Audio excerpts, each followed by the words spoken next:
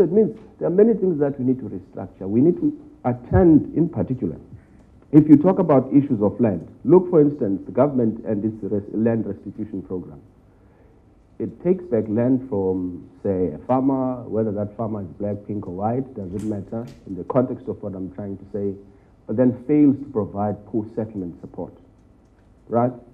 Now, you drive down this very same area where there was a farm and so on, and it was being worked on, and you find that people don't have the skills, the capacity, nor the resources to be able to work that land. Because even in instances where there's post-settlement support, you find that most of those programs are underfunded, right? The other issue is that, for example, you can't have a situation where you tell me to say, you encourage me to open up a business, but you impose a partner.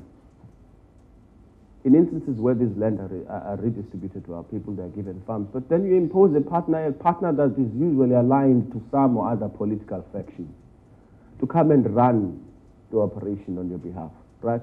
So yours is to just tick the box and help with compliance, but you don't have a really significant role to play in the farm itself. Now, what you're doing is that you're changing the complexion of the oppressor, so to speak, right? It's not transformation when it's like that. It can't be. The same way that if you talk about black economic empowerment, the manner and the way in which it was done in the past, and how we failed to transform it, that you had to carry a card of a particular political party to get a BE deal. The issue with our education system when we're debating this matter in Parliament, I said one of the problems is that we have not developed an overarching national narrative about what it is that we seek to achieve with our education. Right? That's why you'd find that most of us don't know anything that's going on in Africa, but you go outside, other people know more about opportunities that exist in Africa per region and the challenges. And they've already started conducting research on those issues, but we're not doing that.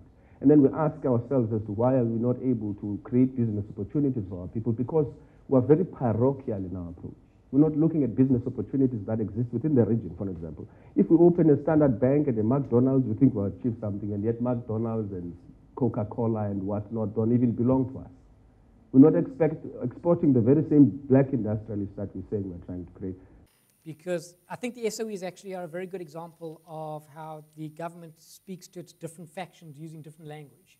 So on the one hand, it wants as much radical economic transformation in the private sector as possible, but at the same time, there must be profits and everything else, which for further redistribution and in theory supposedly to become a virtuous cycle. But the present Minister of Finance, Gigaba, is on record when he was the minister in charge of our SOEs of saying it's the role of the SOEs is not to generate profits or even to contribute to economic growth. The role of the SOEs is to absorb unabsorbable labor. So naturally, of course, our SOEs are in a state of dysfunction that they are because there is no talent willing to work in SOEs. The government itself has realized that. So there is this factional discussion inside government, and when you listen to what government ministers are saying, you've got to, in the back of your mind, think, what faction are they playing to? It's not government policy to take the SOEs and make that in the private sector and transform the private sector using the SOE basis. They're two very different ideologies. And the SOE is very much a case of for rural, less educated constituency, more factional, possibly, and potentially for more tender entrepreneurship, whereas the drive to transform the private sector is very much an urban middle class dynamic, and to try and maintain control and some kind of voter base in that middle class, which increasingly is moving away from the ANC in particular. So when there are these pronouncements, you need to consider, especially in this environment, what fraction are they actually speaking to? That you can't say the SOEs apply to the private sector. They don't. They're two vastly different ideologies. Is the view that the ANC policies and that of the DA, by the way, are not different. They are the same.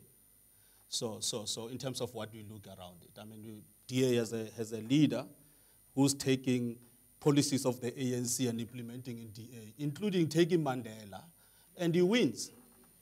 Okay, so there's no difference, but the difference is what we should do about the injustices of the past and the consequences of apartheid that we find ourselves. ANC says that we should have a BEE and other policies that will redress those imbalances. And DA says, now that you are free, go and compete with everyone else because it's a free society. So that's the fundamental difference. So you can't basically throw people out there when they were systematically disadvantaged from education, from accumulating assets, so that they could invest these assets for them to be able to start their businesses. So we need to deal with these sort of things. I think we need to have hearts as South African to take care of the people who cannot afford to take care of themselves by making sure that we give them houses, we give them social grants. But we should worry about these sort of things that we should all be worried about. That I cannot be one of the people that are taxed about 45%. 45% of my tax goes into this country to make sure that we take care of those people who are vulnerable. And I don't have a problem around it. And I think I've been having this discussion with some of my friends. Our problem is when these funds are misappropriated. That's where the pain comes. And the fact that we can't benefit out of it. You know, we pay private schooling for our children. We must have a private health care, in fact, and private security in terms of the houses that we are living in.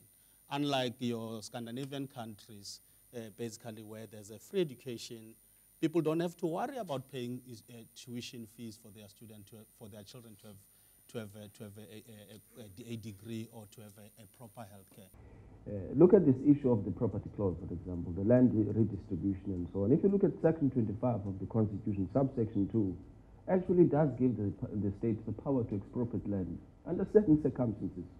Now, when we go on, I'm trying to say when we politicians then take advantage of these issues without explaining them properly to citizens, it means that we might end up in a situation where we fight about issues that are appropriately addressed, even in the Constitution, right?